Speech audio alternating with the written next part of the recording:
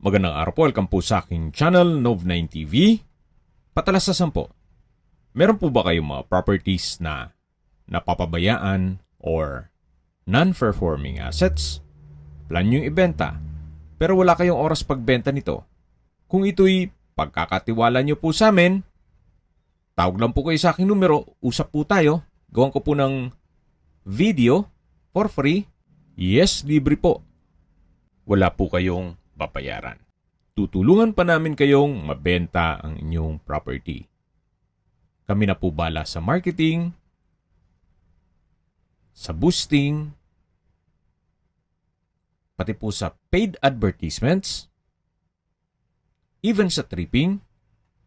Hindi na po kayo mapapagod sa pag-entertain ng mga buyers.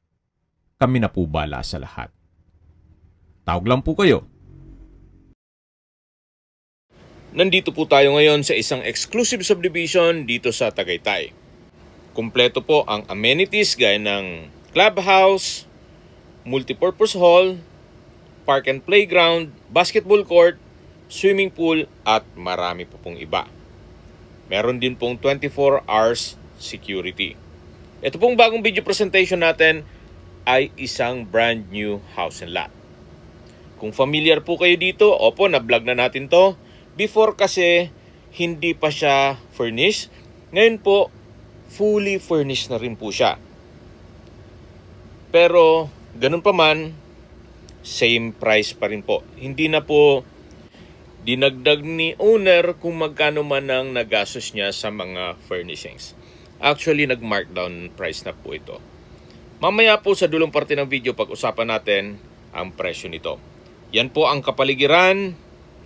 Napakatahimik, sariwa ang hangin, at malamig po ang klima. Ito po yung nasa mataas na lugar. Ang estimated elevation above sea level ay 2,000 feet. Ito pong property ay may lot area na 180 square meters at may floor area na 170 square meters. May dalawang gate at may pedestrian gate. Dito po sa loob ay may covered carport at meron din pong open na space para sa maliit na sasakyan at nakabakod na po buong property. Meron din pong setback sa palibot nitong bahay.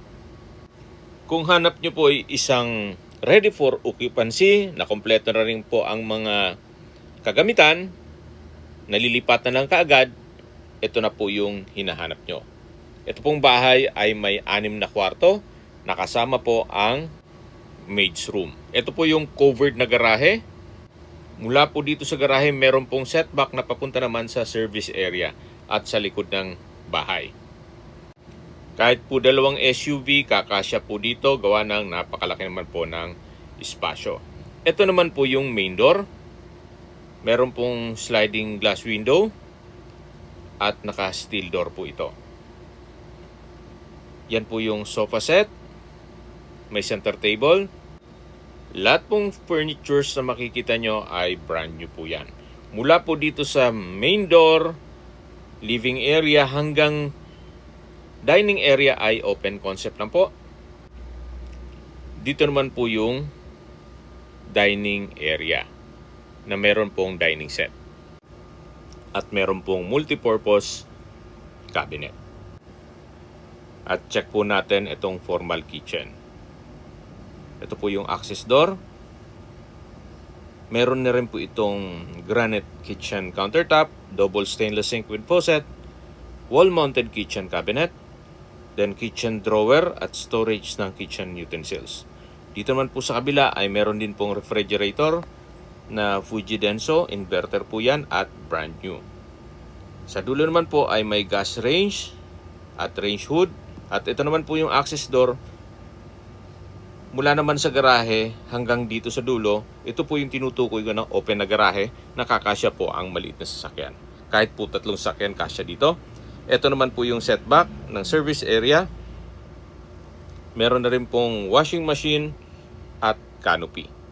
Balik po ulit tayo dito sa may formal kitchen. Yan po yung gas range and range hood, kitchen countertop, refrigerator, at dining set. Yun po yung sofa set. Then dito naman po yung multipurpose na cabinet. Ito naman po yung sliding door na access naman papunta dito sa may likod ng bahay. May pocket garden at meron din pong solar floodlights. Yan po yung papunta naman sa garahe o yung covered carport. Balik po ulit tayo dito sa loob. Ito po yung living area. Yan po yung hagdan. At mula naman po dito sa main door, meron pong isang kwarto. Mamaya po check natin yan. Ito naman po yung powder room. May hand wash basin, vanity mirror, water closet, at ito yung naka-tile bathroom wall. At dito naman po yung maid's room. May sarili pong pintuan to. Dito naman po ay kakasya ang isang single bed. May maliit na sliding glass window at may sariling banyo na may water closet at naka-tile bathroom wall. Yan po yung maid's room. Yan po yung sariling pintuan para may privacy din po siya.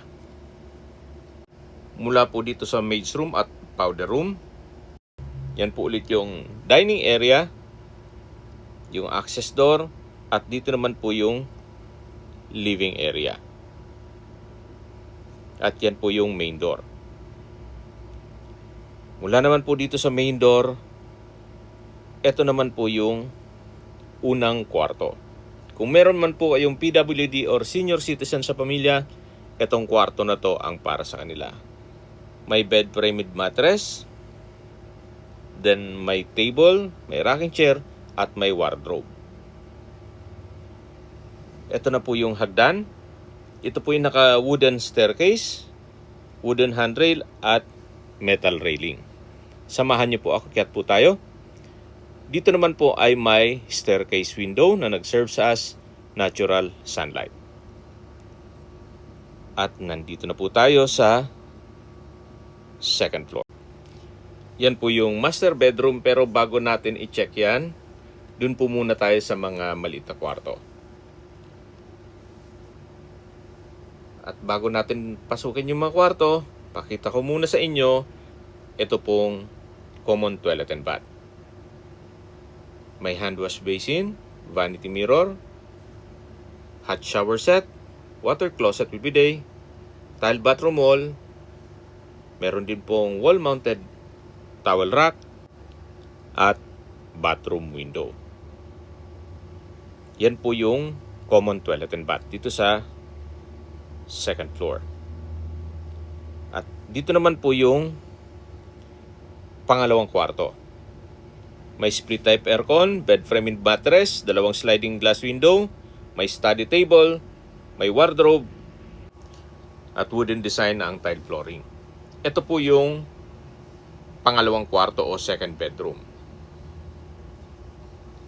Kompleto na rin po yan. May wardrobe, at drawer, study table, at bed framed mattress. Paglabas nyo po, yan po yung hallway. At dito naman po sa kabila yung third bedroom. Meron din pong wardrobe and drawer. At may double deck. May dalawang glass window with curtain. Wooden design din po ang tile flooring. At meron din pong wooden shelf na 2-layer. Labas po tayo. At dito naman po yung fourth bedroom o pang-apat na kwarto. May couch siya, then meron din pong wardrobe, sliding glass window na may kurtina. Ito po yung pang-apat na kwarto. Labas po ulit tayo. Yan po yung pangatlo at pangalawa. Yan po yung common toilet and bath. At lipat na po tayo dito sa panglimang kwarto o master bedroom. May split type aircon, TV stand, bed frame with mattress, sofa bed, at may corner glass window sa dulo. Then dito naman po yung wardrobe. May drawer and dresser. May malaking vanity mirror. At dito naman po yung toilet and bath. May bathroom countertop, vanity mirror, water closet with bidet, tile bathroom wall, overhead shower, at may bathroom window. Ito po yung toilet and bath ng master bedroom. Labas po tayo. Yan po yung wardrobe. At ito po yung bed frame with mattress, yung sofa bed, at meron din pong split type aircon. Sa dulo po yung TV stand at corner glass window. Dito naman po yung balkonahe na meron pong coffee table. Sa baba po nito ay yung garahe. Naka-tile flooring na rin po dito. Mula po dito sa balkonahe, tunghayan niyo po ang kabaligiran. Napakatahimik. Wala pa pong ganong kabahayan dito. Yan po yung nagpapagawa na.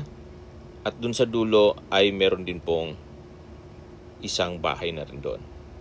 Dito po sa area na to ay wala pang ganong kapitbahay. Pero sa ibang parte nitong subdivision ay marami na po. At habang maglilibot po tayo, pag-usapan na natin ang distance, location at travel time. Mula po sa Mahogany Market, ang distance is 2.7 kilometers at ang travel time is 6 minutes. Mula naman po sa Tagaytay Rotonda o Fora Mall, ang distance is 5.6 kilometers at ang travel time is 10 minutes. Kompleto na po doon gaya ng groceries, convenience store, remittance center, bank, schools, church at hospital. Yan po yung lagi kong binabanggit sa inyo na dapat nyo i-consider sa paghanap ng property ay yung meron pong malapit na hospital. Hindi ko naman po sinasabing sakitin kayo. Yan naman po for emergency purpose lang naman. At mula naman po sa Calax Aguinaldo exit, ang distance is 24 kilometers at ang travel time is 25 minutes. Ang Calax po ay connecting South Luzon Expressway, Skyway, all the way to North Luzon Expressway at ibang parte ng Metro Manila. At mula naman po sa Manila o sa airport, ang distance is 60.2 kilometers at ang travel time is 1 hour and 20 minutes. Okay, recap po tayo sa mga nag-skip ng video.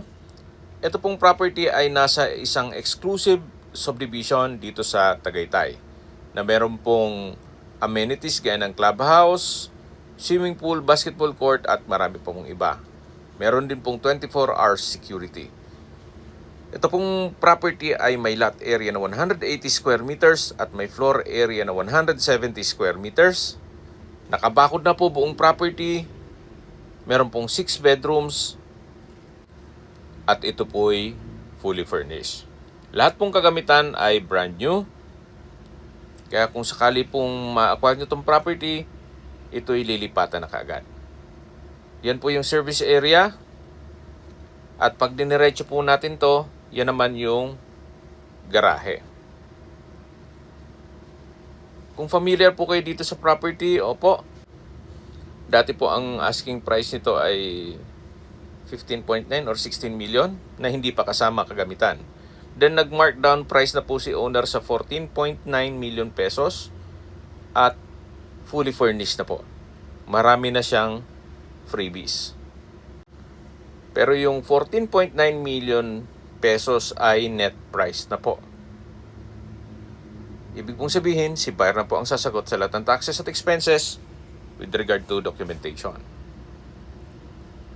Kung interesado man po kayo o gusto magpaset ng tripping dito sa property na to, tawag lang po kayo sa aking numero. At sa mga kababayan naman natin nasa ibang bansa, meron po akong WhatsApp, Viber, Telegram at Signal. Same number lang po, 0917-316-3399. Sa mga nagtatanong naman po ng aming Facebook, meron po aming Facebook page na Nov9TV at Facebook Reel Video. Meron din pong TikTok at Instagram. May ibang YouTube channel po kami, the Nov9TV channel, Nov9TV Listings, Nov9TV On The Spot, Nov9TV Updates, at Nov9TV House Rental. Sana po naibigyan nyo ang video presentation. Paki-like and subscribe na lang po sa aking channel para ma-update din po kayo sa aking future listings. Kung sakali po hanap nyo yung mas malaking sukat ng lupa, meron din po kami ibang listings na pwede nyong pagpilian. Huwag po kayong mag-atubiling tumawag sa amin. Then, let us know your budget para malaman namin kung anong property pwede naming ilog sa inyo. Sa lahat pong viewers, subscriber at nagtiwala po sa amin, salamat po sa suporta. Ingat po kayo lagi at yung pamilya. Maraming salamat po.